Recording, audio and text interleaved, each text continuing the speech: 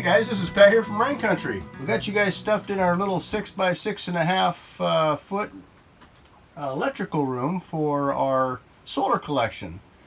And actually we process our drinking water in here too, but that's going to have to go. Because we're going to upgrade our solar system, a major upgrade actually, and that is on the battery side. Everything that's hooked to the house and everything is in really good shape.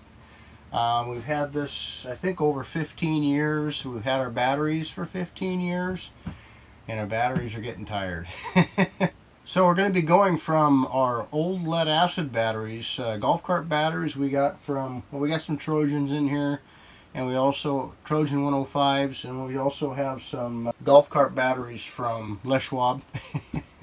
But the storage is just really getting tired, they're getting wore out. So it's time to upgrade. So what we're going to be changing those out for are lithium iron phosphate batteries. So that's the latest technology in batteries.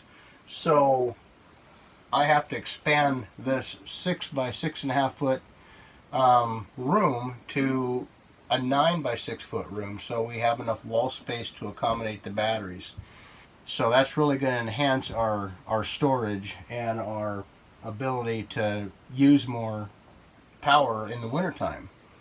As you know, we are living in rain country, but we can still collect solar here. More so in the summertime. I can run power saws, 220 volt irrigation pump, and all kinds of different tools in the summertime. But in the wintertime, we really have to be conservative. In the summertime, we're making more power than we can use, and so that's just fantastic. But the wintertime, our weak link is our storage. We like to run our freezers or refrigerator, all kinds of different things off of our solar power in the summertime.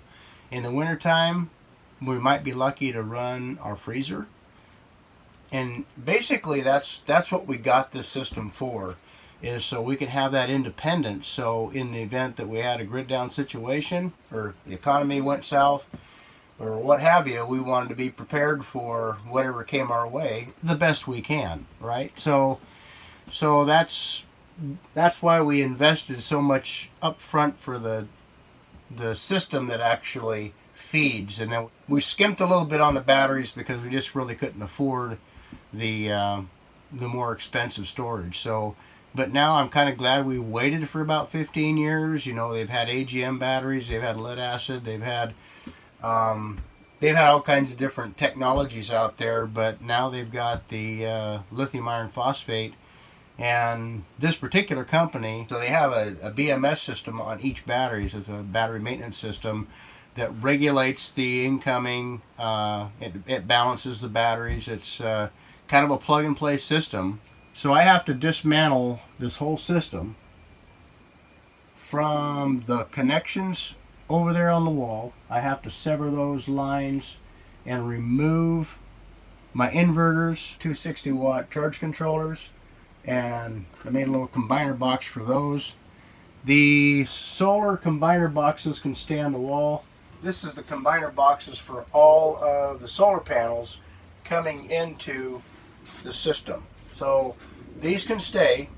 I just have to remove wiring from this. I'll have to de-energize the system, and what that'll encompass is turning off all the solar panels so I don't have any power coming in. Then I'll have to come into the power distribution panel. All this stuff is Schneider Electric, Xantrex. I had a real small distribution panel before. I upgraded to this one after a while, about maybe 5 years ago. Upgraded to this distribution panel, and it's given me a lot more room for expansion. So I can put up to 2 of these inverters in here. Whenever you get solar, you really have to think about expansion. So get as big as you can, big as you can afford, with the idea that you're going to probably expand that over time. I'll have to remove all of my power leads to the batteries, remove the batteries. What I have to do is, this box has to go. This is full of batteries. This has a bunch of lead acid batteries in it. I've already started disconnecting some of the exhaust system here, and what that does is it vents to outside. Lead acid batteries always have to be vented to outside, So I've started disassembling some of this already. So I have 40 6-volt lead acid batteries in here because we have a 48-volt system. So what I have to do is I have to remove all these batteries out of here and make way for removing this wall. I have to rebuild this wall because this has a window in it. This is where the new battery bank is going to go. So they actually need 7 feet for this wall. So this room is going to be expanded to 9 feet.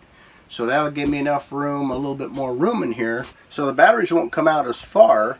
I actually got a 36-inch door when I put this system together, and I can only open it so far. I can't open it real wide. So when I get the new batteries in here, I'll have more room in here.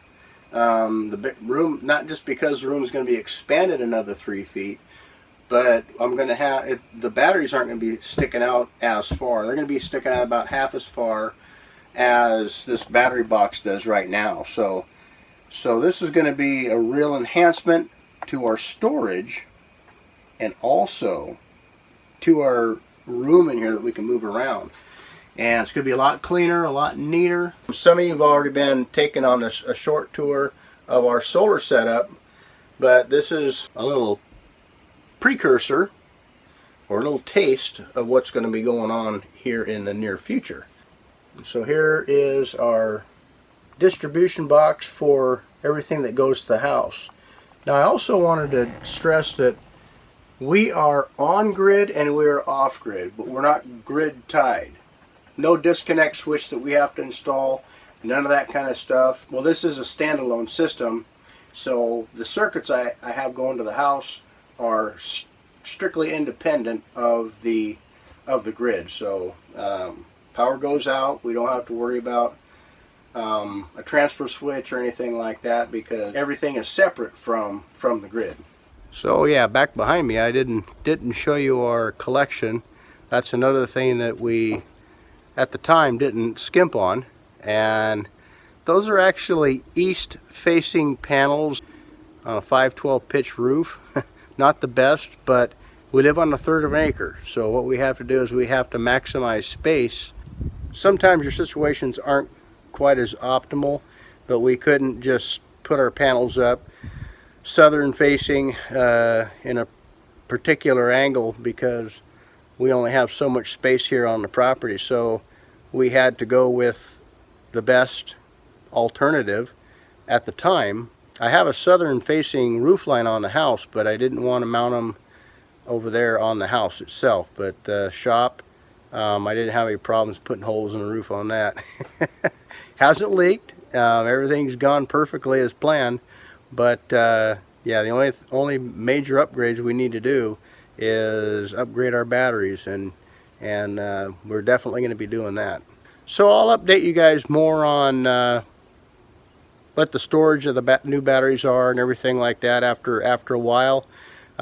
This was just a precursor video to just let you guys know what's coming, and I'll update you a little bit later on how this is going to affect our collection and our storage of battery power. It'll be exciting to see what this can do for us in the wintertime. Now, this is 7,000 watts of generation behind us, and it's a 48-volt setup.